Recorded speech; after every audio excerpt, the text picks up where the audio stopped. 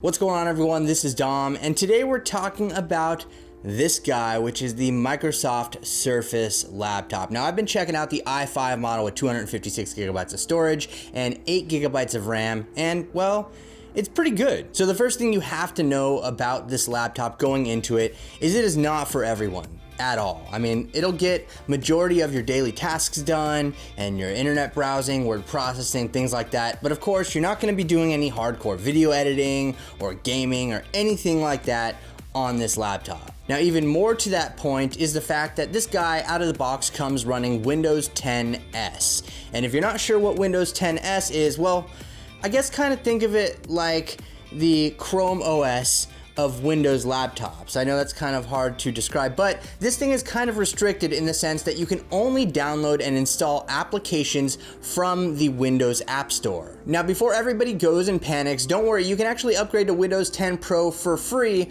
but out of the box, Windows 10s is definitely a limitation for anybody that wants to use any kind of applications outside of the Windows Store. Now, real quick though, let's sidestep all that software stuff and talk about the hardware, because this thing is premium. So with the Surface laptop, this thing runs about $1,000, and like I said, the build here is excellent. So we have this really nice unique fabric on the inside where the keyboard is at and where your palms rest. It's called Alcantara, and it actually feels really nice. Now personally, I'd be worried about it getting dirty over time and things like that, and yes, that's probably going to happen to people out there, but I think as long as you care for it like any premium product, you're gonna be okay. Now the downside is if it does get dirty or stained, there's really no replacing that. Now speaking of the keyboard, this thing is super comfy to type on. I'm actually a really big fan of the keyboard here, even more so than the MacBook Pro, which is crazy because I actually really liked the new MacBook Pro keyboard. Now, one thing that you might not have noticed is that there are speakers hiding underneath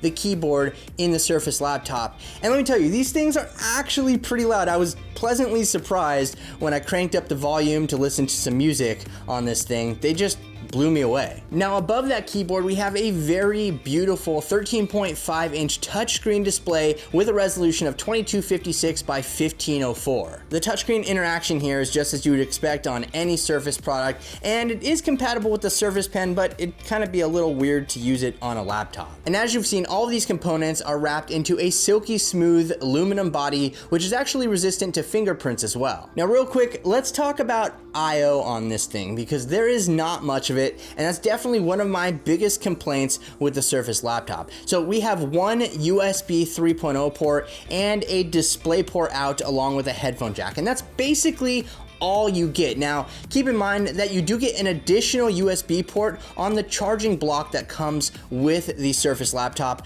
but that's not really that much even with the extra USB port. Now, if you'd like to expand on that pretty weak I/O on the Surface laptop, you can purchase the Microsoft Surface dock, which unfortunately will set you back another $150, but it will add 4 additional USB ports, 2 display ports, an auxiliary out, and Ethernet. It would have been nice to see at least one additional USB port on the Surface laptop itself, but I don't know, what are you gonna do? Now, as far as battery life goes with the Surface laptop, Microsoft quotes getting up to 14.5 hours for video playback. But yes, that's just video playback and not doing anything else, no other background tasks. It's kind of just like, you know, a spec to throw out there. But realistically, I probably saw myself getting much less than that, but definitely enough to make it through like a regular day of laptop usage. All right, so let's jump back into software real quick. Like I said, 10s is the biggest bottleneck if you're okay with the specifications of the Surface laptop. Now, one thing that this laptop does include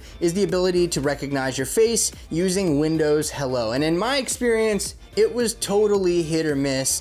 I couldn't get it to read all the time. I'd have to move backwards or forwards and adjust the display, all kinds of stuff, just to get it to read my face, and ultimately I just ended up turning it off because using a pin just seemed to be easier. Really, there's not much else to say about the Surface laptop. It's actually pretty great. It's well built and fair priced considering the market and the materials that you're getting here. Now, the only thing that you're gonna have to consider is whether or not you can live with the limitations here, be it Windows 10s, which you can actually upgrade to Windows 10 Pro for free, or the bigger one, which is the specifications that you can get at this price point. It's definitely the perfect laptop for probably 80% of people out there. It's not really for me personally, and it might not be for every one of you out there, but I really think that you can't go wrong for $1,000. And just in case you'd like to find out more about this guy or anything else that I mentioned, I will be sure to drop links below for you, but be sure to subscribe to catch more reviews like this in the future. Don't forget to turn on those bell notifications so you're the first that's notified. Leave this video a thumbs up if you enjoyed it, and thank you so much for watching, everyone. This is Dom, and I'll catch you in the next video.